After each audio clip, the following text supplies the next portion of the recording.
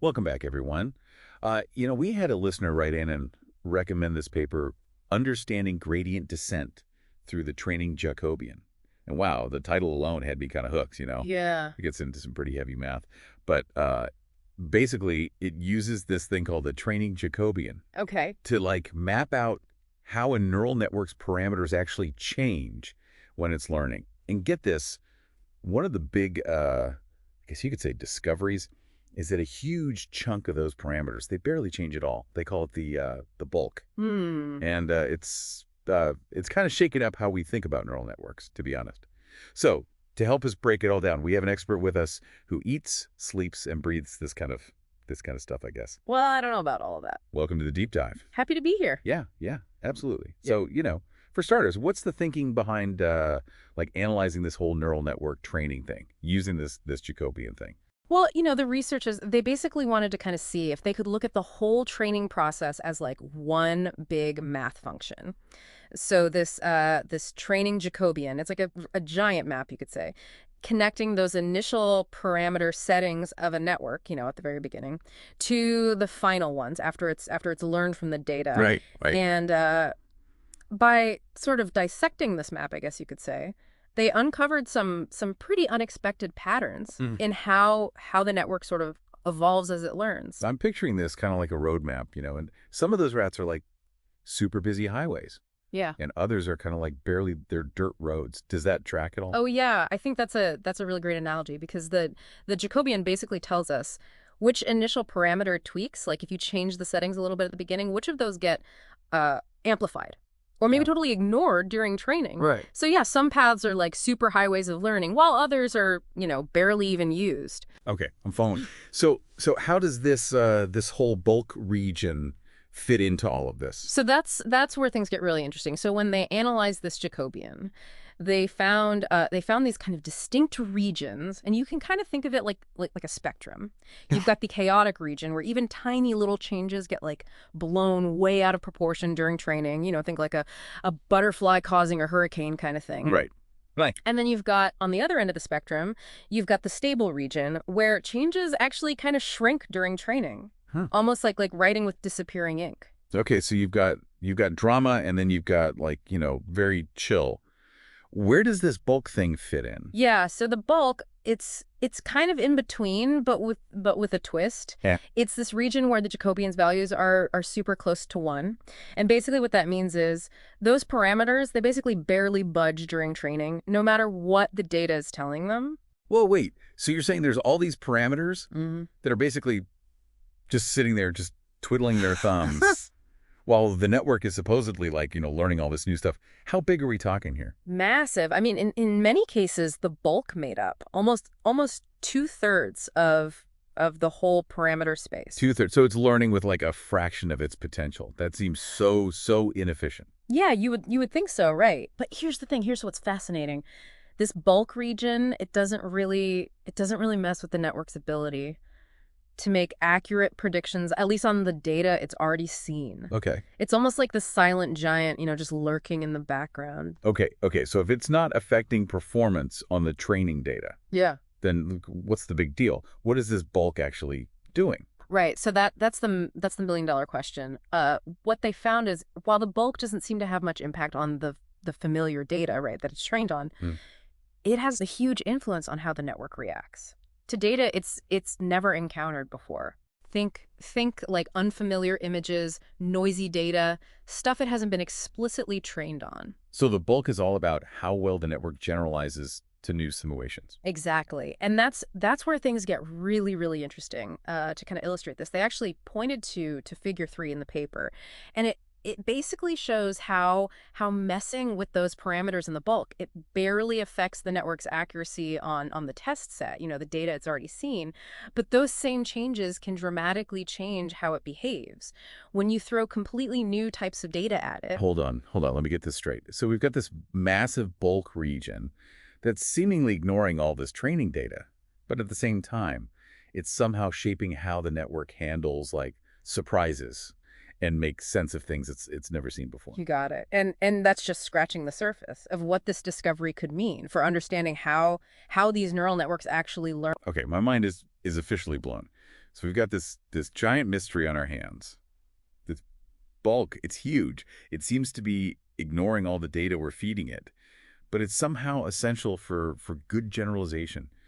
Where do we even go from here? Well, I think in the next part, we can dig into what this means for how we understand these networks in general, right? And explore some of the potential implications. Because this bulk, it might be way more important than we initially thought. All right, I'm ready for part two. Okay, so we've kind of established that this whole bulk region it's huge. It's kind of mysterious and potentially like super crucial for how neural networks handle new information. But what does that actually mean? Like, does it change how we even think about neural networks like as a whole? Oh yeah, it definitely challenges some assumptions we've had for a while. For one thing, it kind of suggests that the network's architecture, right, how it's built, and the data you use to train it, they kind of work together to create this limited, you could almost say a playground of parameters that actually get used during training. The rest, the bulk is largely left alone. So it's like the network has this massive toolbox, Yeah. right? But it's only using a tiny little, like a handful of those tools Yeah. for the actual task. That's a good way to put it. Yeah. And this might actually be tied to why neural networks are so good at generalizing, to unseen data, to new stuff. Remember, the bulk, it has a much bigger impact on that out of distribution performance than on what the network actually learns during training. I'm still trying to wrap my head around that. Like, how could this ignored bulk be the key to generalization? It seems kind of counterintuitive. Well, think of it like this. By focusing on just a smaller set of these parameters, the network, it becomes really, really good at explaining that specific training data it's been given. Right. But those same parameters, they might not be as sensitive to those subtle variations you see, or the noise that's present in completely new data. So the bulk is like a buffer. It's preventing the network from getting too fixated on the training data and helping it stay flexible, when it sees something new. Exactly. It's like the bulk is kind of preserving some of the network's open-mindedness. I like that. Okay, this is incredibly fascinating. But it makes me wonder, like, if the bulk is so important for generalization, can we do anything with it? Can we manipulate it somehow to actually improve how these neural networks learn? That's the big question. That's what researchers are trying to figure out. Yeah. Imagine if we could somehow directly train this bulk region, could we make networks even more powerful, more adaptable, more like the way humans learn even? Whoa. Yeah. That would be amazing. But before we get lost in the what ifs, Yeah. let's go back to the paper for a second. Yeah. Did the researchers actually offer any more insights into how this bulk region, how it works? They did. They actually dug a little deeper into the connection between the bulk and something called the parameter function Jacobian. Okay. Or PFJ for short. Another Jacobian. All right, remind me, what does this one do? So unlike the training Jacobian, which focused on the whole training process, right, from start to finish, the PFJ, this one looks at how changes in the parameters affect the network's predictions, but at just a single point in time. So it's like a snapshot Of the network's behavior, right? Yeah. Not the whole movie. I see. So what happens when you compare those two Jacobians? Do they tell a similar story? That's where it gets really interesting. So they found that the PFJ, when they calculated it on the training data, Yeah. it had a bunch of these near zero values. Okay. And what that means is there are directions in the parameter space where if you tweak those parameters, it doesn't really change the network's output. Wait a minute. Isn't that similar to what we saw in the bulk region? Exactly. They found that this approximate null space, they called it, of the PFJ, it overlaps significantly with the bulk subspace that they had identified using the training Jacobian. It's like they're seeing the same phenomenon, but from two different angles. So both the training Jacobian and the PFJ are kind of pointing to this idea. Yeah. That there's this big chunk of the network that's not really involved in making predictions on the training data, but it is involved in how the network generalizes, right? Yeah. Exactly. And that has some pretty big implications for how we think about these neural networks in general. For example, it challenges that classic assumption that more parameters automatically means you have a more powerful model. Right, the classic bigger is better mentality. Exactly. But this research, it suggests there's more to the story. A big portion of those parameters, in a neural network, they might not actually be necessary for learning and generalization. So maybe we could be building Yeah. neural networks that are way more efficient hmm with way fewer parameters, and they might actually perform just as well or even better. It's a possibility for sure. And there's another interesting thing about this whole bulk story that I think you'll find Lay that fascinating. on me. So remember those other regions in the Jacobian spectrum we talked about earlier, the chaotic region and the stable region. Well, the researchers did this experiment where they forced the network to only learn within one of those subspaces at a time. They basically froze the parameters in the other So they regions. were forcing the network to learn with like a limited set of tools. Exactly. And what they found was pretty surprising. The network could actually learn reasonably well when restricted to either Yeah. the chaotic or the stable subspaces. Okay, but what happened when they restricted it to just the bulk region? So that's where things got interesting. When they forced the network to only learn within the bulk, it completely failed. Right. The network couldn't make any progress at all. It was like it was stuck, completely unable to adapt to the training data. Whoa, so that's a pretty clear sign Yeah. that the bulk region, while it's potentially really powerful, it needs the right kind of guidance Yeah. to actually be useful. It's not enough to just like, throw data at it and hope for the best. That's a great way to put it. And it opens up a ton of possibilities for future research, like what if we developed like new training algorithms that were specifically designed to target this bulk region? Could we unlock even greater levels of learning and generalization? Ooh, that's a pretty tantalizing thought. It seems like we've only just scratched the surface Yeah. of what this whole bulk thing could mean for the future of AI. Absolutely. But before we get ahead of ourselves, maybe we should take a step back for a second and just kind of recap what we've learned so far about this really fascinating research. Yeah, yeah. Let's do that. All right. So we've been on this journey, I guess you could say, exploring this paper, and I got to say, this whole idea of the bulk, it's really captured my imagination. To be honest, it's this massive, mysterious region, in a neural network it just seems to defy all our expectations about how this whole learning thing even works. Yeah, it really is. It's a real game changer, and it raises so many questions about how we design and train these networks, going forward. Right, right. So let's take a second and Hmm. just kind of recap what we've learned. So we started with this idea of the training Jacobian, Wow. which is basically that map of how the network's parameters change during training. Right, and that's where we first encounter this surprising bulk region where such a huge chunk of the parameters they barely change at all. It challenged that whole assumption that all the parameters are kind of contributing equally to the learning process.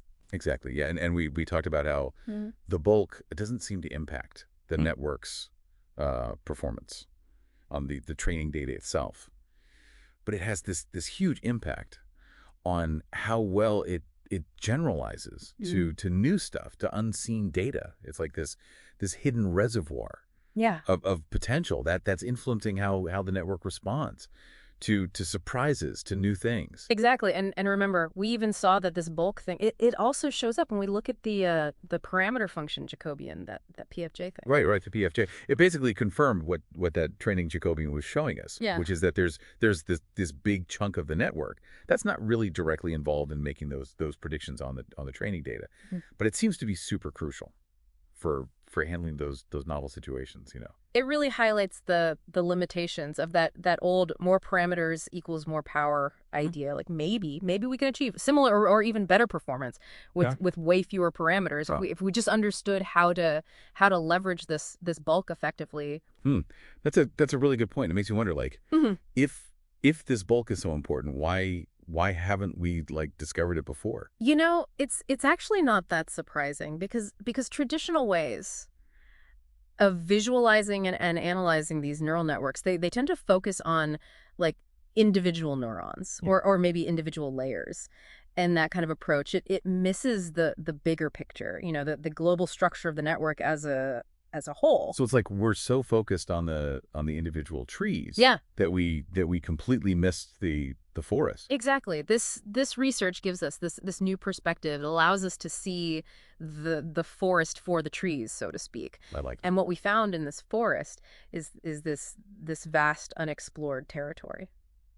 The bulk. The bulk, yeah. Speaking of unexplored territory, we were talking about that experiment the researchers did, where they restricted the network to only learning within those specific regions. Of the Jacobian spectrum, right? Both. Oh, right. They basically froze Yeah. different parts of the network to see how that affected the learning. Yeah. And it turns out the network, it could actually learn reasonably well Great. when it was limited to either the chaotic or the stable regions. But it totally Yeah. totally failed. Yeah. When they restricted it to just the bulk. Right. It couldn't make any progress. It's like the bulk has all this potential, but it needs the right kind of guidance to really be unlocked. It's not enough to just throw data at it and hope for the best. That's a great way to put it, and it opens up so many exciting questions. Like what if we could develop these new training algorithms that are designed to specifically target this bulk region? Right. Could we train the network to explore and exploit this potential? That's a pretty wild thought. Imagine training a network to be more adaptable, more open to new information, more I don't know, more human-like Yeah. in its learning process. Yeah, it's definitely a long-term goal, but the possibilities are pretty mind-boggling. They really are. Well, I think we can both agree that this bulk is way more than just a mathematical curiosity. Right. It's like this fundamental insight into how these neural networks Mhm. learn and generalize. Absolutely, and it could have a really profound impact on the future of AI. I don't know about you, Mm. but I'm feeling incredibly inspired Hmm. to learn more. This whole deep dive, it's been a real eye opener for me. I completely agree. This paper it's a game changer. And to our listeners out there, thank you so much for joining us on this journey into this strange and fascinating world of the bulk. We hope you found it as mind bending as we did. And before we sign off, we want to leave you with one final thought to kind of ponder. What if we could train the bulk? Could we unlock these new levels of learning and generalization in AI? Could we create networks that are more adaptable, more creative, more intelligent even? It's definitely something to think about. Until next time, keep diving deep.